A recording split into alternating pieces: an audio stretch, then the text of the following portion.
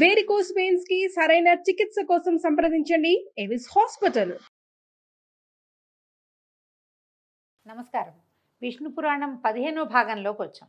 సముద్రానికి సాగరుడనే పేరు ఎలా వచ్చిందో సగర చక్రవర్తి కుమారుల చరిత్రతోటి తెలుసుకున్నాం. అయితే పరాశరులు ఇంకా తర్వాత కథలు చెప్తున్నారు.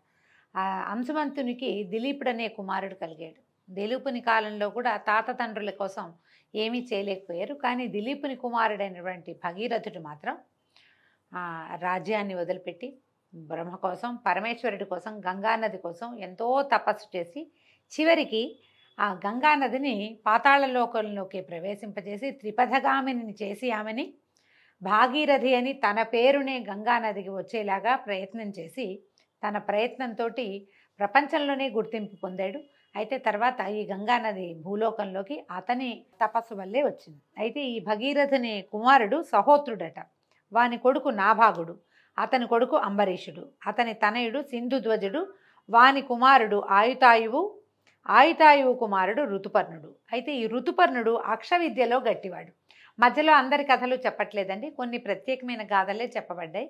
ఈ ఋతుపర్ణుడు ఏంటంటే అక్షవిద్య అంటే ఇతను పాచికలాడడంలో చాలా గొప్ప సమర్థుడట. ఈయన ఏం చేశాడు, జూదంలో ఓడిపోయి దుర్దశలో ఉన్న నలుడికి నలచక్రవర్తికి ఆ విద్యని అక్షవిద్యని ఉపదేశించి తిరిగి రాజ్యాధికారం వచ్చేలాగా చేశాడు. ఈ ఋతుపర్ణుడికి సర్వకాముడు, అతనికి సుదాసుడు, అతనికి మిత్రసఖుడు అని కుమారులు ఉన్నారట.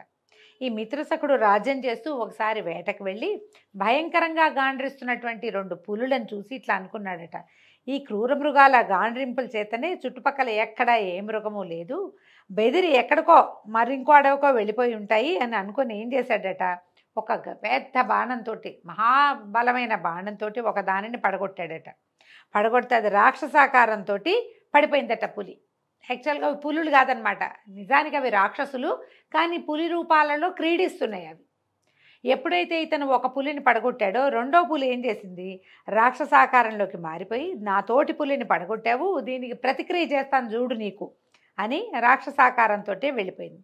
ఇతను రాజు ఆశ్చర్యపడి అప్పుడేం చేయాల, నీ పని పడతా, నీ అంతు చూస్తా అని చెప్పి మాత్రం వెళ్ళిపోయింది.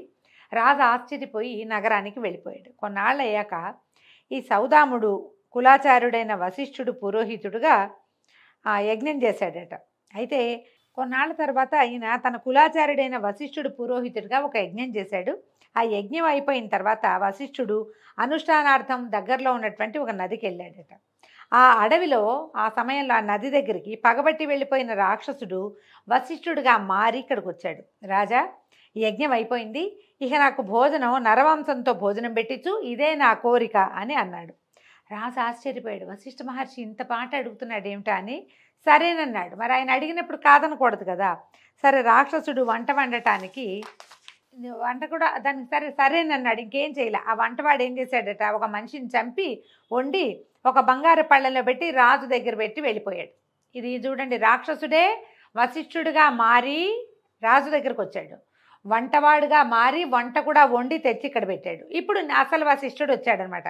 ఈయన భోజనానికి వచ్చి కూర్చునేసరికల్లా గురువుకి తెలియకుండా ఇతను ఏం చేశాడు, ఈ రాజు అతనికేం తెలిసి మారిపోయాడు వశిష్ఠుడు, ముందు వచ్చినవాడు వేరు, తర్వాత వచ్చినవాడు ఇంకొకరు, అది తెలియక నరమాంసం దీనిని నరమాంసాన్ని గురువు గారికి వడ్డించాడు. వడ్డించేసరికల్లా ఈ ముందు గది తెలియని వాడై చేశాడా చెడపని అతనికి అర్థం కాల, తెలీదు ఏం జరిగిందో.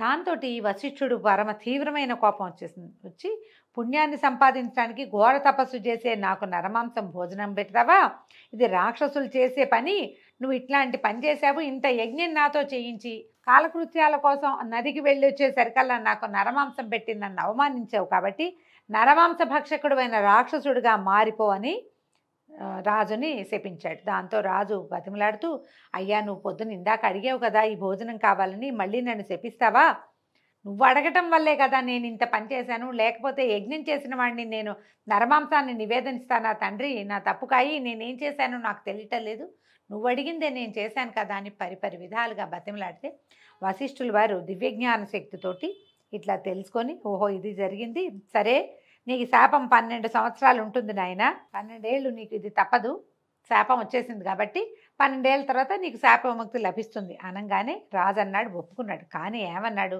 నిరపరాధిని నేను, నన్ను నిష్కారణంగా శపించావు, ఇక నుంచి నువ్వు సూర్యవంశీయులకి ఆచార్యుడు కాక విచారిస్తూ ఉందువు గాని అని ప్రతిశాపాన్ని పలికాడు. కోపం తట్టుకోలేకపోయాడు రాజు కూడా.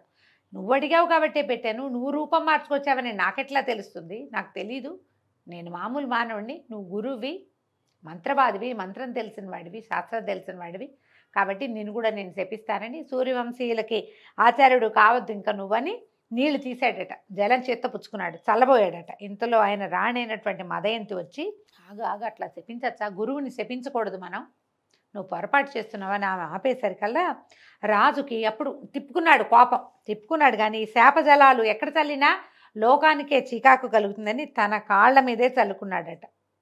ఇంకెక్కడ చేయలేక భూమిని అంటే ఎవ్వరికీ ఆ కల్మషం తగలకూడదు అనుకుని తన పాదాల మీదే చల్లుకునేసరికల్లా ఏమైందట, వెంటనే అవి పాదాలు నల్లగా అయిపోయినాయట, మాడిపోయినట్టు అయిపోయినాయి, పాదాలు కళాకాంతి లేకుండా అయిపోతే అప్పటి నుంచి ఆయన పేరు కల్మాషపాదుడయ్యాడట ఆయన. అయితే ఈ కల్మాషపాదుడయ్యి గురువు శాపం వల్ల ఈ రాజు రాక్షసుడై రాత్రివేళ అడవుల్లో ఉండి వచ్చేపోయే నరులను చంపుతూ వారి మాంసాన్ని భక్షిస్తూ పగలు నరుడుగా కూడా ప్రవర్తించేవాడట.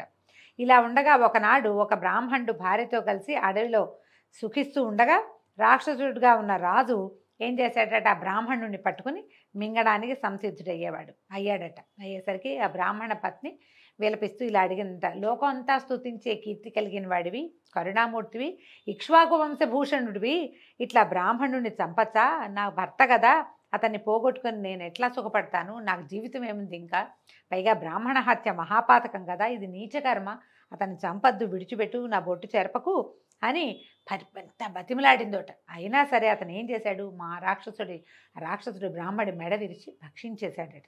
ఆ బ్రాహ్మడు భార్య, ఆయన పిచ్చి కోపం వచ్చింది ఆవిడకి, కోపించి ఏమందట, దుర్మార్గుడా, కలిసి సుఖించే సమయంలో నాకు పతి లేకుండా చేసావు కాబట్టి నీ భార్యతో సుఖించడానికి నువ్వు సిద్ధపడిన వెంటనే చచ్చిపోదువుగా కానీ శపించి అగ్నిప్రవేశం చేసిందట.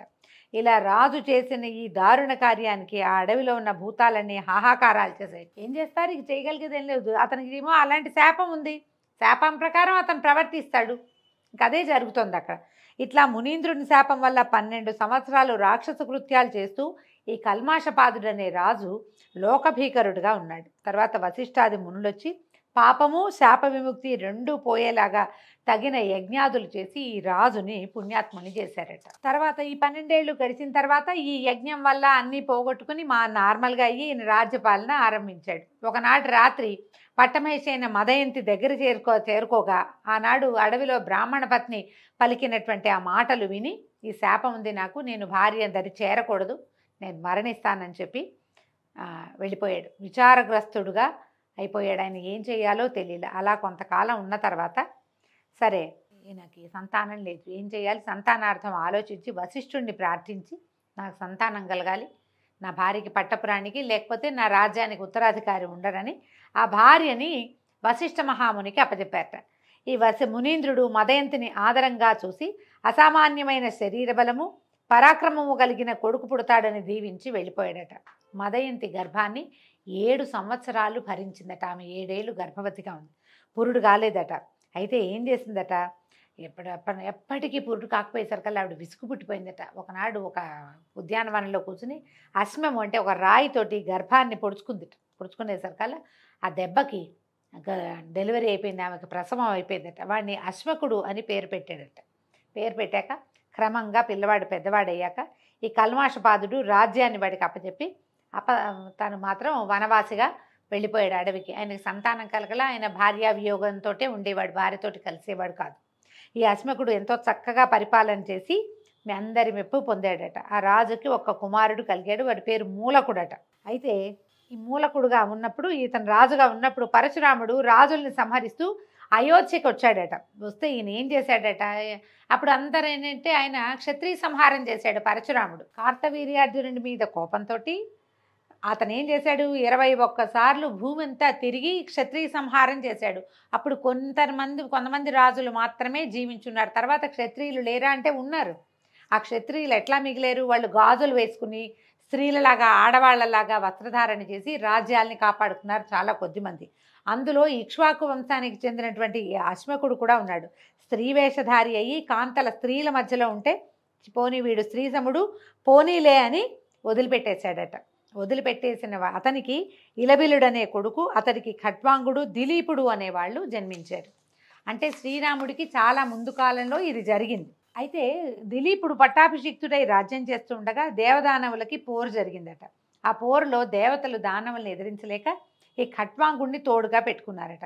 ఈయన రణరంగంలో నిలిచి ఎంతమందినో చంపేశాడట. దేవతలకి విజయాన్ని చేకూర్చాడు. అయితే వీళ్ళు రాజా ఏదైనా వరం కోరుకోమని అంటే ఇతను నా ఆయుర్దాయం ఎంత అని అడిగేసరికల్లా వాళ్ళు చెప్పారట, ఇంకో 2 గడియలు నీ ఆయుర్దాయం ఉందంటే, అలా అయితే మీ వరం ఇంకెందుకు, నాకు నన్ను భూలోకానికి పంపించేసేయండి అంటే వాళ్ళు ఏం చేశారు, ఒక విమానంలో ఈయన్ని భూలోకానికి పంపించారట. పంపిస్తే ఈయన ఐహిక క్రియలు విడిచి పరతత్వ వేదిగా అయ్యాడు. వెంటనే ఇంకన్నీ మానేశాడు. పూర్తిగా భగవంతుడి ధ్యానంలోనే ఉండిపోయాడట. బ్రహ్మాదులకు కూడా సాధ్యం కాని పరమయోగ ప్రభావం పొంది ముహూర్త కాలంలోనే విష్ణు సాయుధ్యాన్ని పొందాడు. ఆ రాజు యోగ విద్యా సారస్యాన్ని మెచ్చి సప్తర్షులు ఒక్కొక్క సమయం అందు అభినందిస్తూ ఉంటారట. అంత గొప్పవాడనమాట. ఇక తర్వాత సూర్యవంశీయుల గాథలు. దిలీప మహారాజు. ఈ దిలీపుడి తాలూకు గోసేవా వృత్తాంతమే మనకి రఘువంశ కావ్యంలో కనపడుతుంది. దిలీపుడు అమిత గొప్ప రాజు. ఆయనతోటే రఘువంశ కావ్యం మొదలుపెట్టబడింది.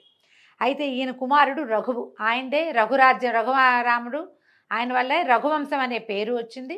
రాముడికి రఘురాముడు అనే పేరు వచ్చింది. రఘువు ఎంతో అద్భుతంగా రాజ్యాన్ని పరిపాలించాడు. భూమి ఆ కాలంలో దున్నకుండానే పంటలు పండించేసేదిట. దున్నేవాళ్ళు కాదట, గింజలు చల్లితే పంటలు పండేవి. అంత అద్భుతమైన రాజట. అతని కొడుకు రఘువు యొక్క కుమారుడు అజుడు. అజుని కొడుకు దశరథుడు. దశ దిశలా తన రథానికి అడ్డు లేకుండా దివ్య పరాక్రమశాలి అయి ప్రవర్తించి దొరతనాన్ని నేర్పిన చక్రవర్తి దశరథుడు. ఆయన దశరథునకు మహావిష్ణువు రక్షణే తన లక్ష్యంగా తన మూర్తిని తన 4 భాగాలు చేసి 4 భాగాలుగా జన్మించాడు. ఆ మూర్తులే రామలక్ష్మణ భరత శత్రుఘ్నులు అని పెరుగుతూ ఉన్నారు. వాళ్లలో పెద్దవాడైన రాముడు విశ్వామిత్రుని కోరికపై అతను వెంట వెళ్ళి తాటక అనే రక్కసిని, సుబాహు అనే రాక్షసుని ఒక్కొక్క బాణంతోటే తెగవేసి మారీచుడనే అసురుణ్ణి ఒక్క బాణంతోటే సముద్రంలో పడగొట్టి ఆ ముని యజ్ఞాన్ని కాపాడాడు. గౌతముని శాపంతో పాషాణమై అడవిలో పడి ఉన్న అహల్యను తన పాదధూళి చేత చివరికి ఆమెని తిరిగి అహల్యగా రూపొందించాడు. జనకుని వాక్కుని అనుసరించి నిండు సభలో శివుని విల్లుని విరిచి సీతను పెండ్లాడి పరశురాముని మార్గమధ్యంలో భంగపరిచాడు. తన తల్లిదండ్రుల ఆజ్ఞను అనుసరించి సీతతో తమ్ముడైన లక్ష్మణునితోటి వనవాసం చేసి ఋషులను దేవతలను కూడా రాక్షస బాధల నుంచి విముక్తుని చేశాడు. విరాతుడనే వాణ్ణి హతమార్చి శూర్పణఖ అనే రాక్షసకాంతను అదరగొట్టి ఖరదూషణాది రాక్షసులను దారుణ రణధరణిలో తెగనాడి కబంధుని ఖండించి వానరరాజైన వాలిని పడగొట్టి వాలి తమ్ముడైనటువంటి సుగ్రీవుణ్ణి వానరరాజుగా చేశాడు. రామాయణం కథ అంతా బ్రీఫ్గా చెప్తున్నారు, సింపుల్గా. రావణుడు మోసగించి ఎత్తుకుపోయిన తన భార్య అయిన సీతను తెలుసుకొని రమ్మని హనుమంతుని పంపగా మారుతి వెళ్ళి లంకలో ప్రవేశించి సీతను దర్శించి లంకను కాల్చి రావణునికి బుద్ధి చెప్పి కలత కలిగించి తిరిగి వచ్చి సీతావృత్తాంతాన్ని రాముడికి తెలియజేశాడు. ఆ తర్వాత వానరరాజు సుగ్రీవుడు రప్పించిన వానర సైన్యంతో బయలుదేరి సముద్రంపై కొండలతోనూ చెట్లతోనూ ఆనకట్ట కట్టించి ఆవలకు చేరి లంకలో ఉన్న రాక్షసులను అనేకులను శ్రీరాముడే యమునింటికి అతిథులుగా చేశాడు. రావణ కుంభకర్ణుల శిరస్సులను యుద్ధభూమికి బలిచేసి అగ్నిసాక్షిగా నిరపరాధి అయిన సీతను గైకొని రావణుని తమ్ముడైన విభీషణుని లంకాధిపతిగా పట్టాభిషిక్తుణ్ణి చేసి తమ్మునితోనూ భార్యతోనూ సుగ్రీవాదులతో పుష్పక విమానారూఢుడై అయోధ్యకి తరలివచ్చాడు. శ్రీరాముడు రాజ్యం చేస్తుండగా లెక్కకు మిక్కిలిగా గంధర్వులు లోకాలకు చీకాకులు కలిగించగా భరతుడు వారిని ఎదిరించి తెగనాడాడు. అలాగే శత్రుఘ్నుడు మధుబనంలో లవణాసురుణ్ణి సంహరించి వాని స్థానాన్ని కైవసం చేసుకున్నాడు. ఇలాగా ఆ 4 అన్నదమ్ములు దుష్ట శిక్షణ శిష్టరక్షణ చేస్తూ చిరకాలం హాయిగా గడిపి చివర కోసల రాజమందున్న అన్ని వర్గాల వారితోటి పరలోకానికి వెళ్ళిపోయారు. రాముని కుమారులైన కుశలవులు, లక్ష్మణుని కుమారులైన అంగదుడు చంద్రసేనుడు, భరతుని సుతులు తక్షకుడు పుష్కరుడు, శత్రుఘ్ని కుమారులైన బాహుడు సూరసేనుడు ఈ 8 దిక్కుల పరిపాలన ఎదురు లేకుండా చేశారు. వారిలో వంశకర్త కుశుడు. కుశుని కొడుకు అతిథి, వానికి నిషధుడు, వానికి నలుడు, వానికి నభసుడు నభసునకు పుండరీకుడు, వానికి క్షేమధ్వజుడు, వానికి దేవానీకుడు, అతడికి అహీనుడు, వానికి పారియాత్రుడు, అతనికి దళుడు, దళునకు చెలుడు, వానికి యుక్తుడు, వానికి వజ్రనాభుడు, వానికి శంఖుడు, అతనికి సుషితాశ్వుడు, వానికి విశ్వసకుడు, వానికి హిరణ్యనాభుడు. ఇలాగా ఆ వంశం ఎంతో కాలం పరిఢవిల్లుతూ ఉన్నది.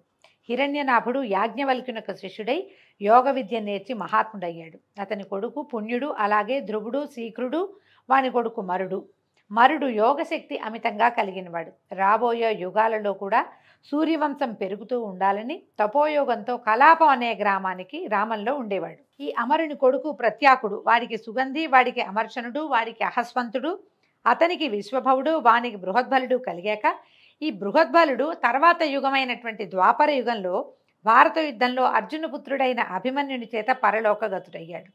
అని ఇలాగా ఇక్ష్వాకునందనుడైన శశాదుని వంశంలో ప్రసిద్ధులైన రాజుల చరిత్రల్ని పరాశర మహర్షి తన శిష్యుడైన మైత్రేయుడికి తెలియచేశాడండి. దీంతో ఈరోజు పారాయణ సమాప్తం.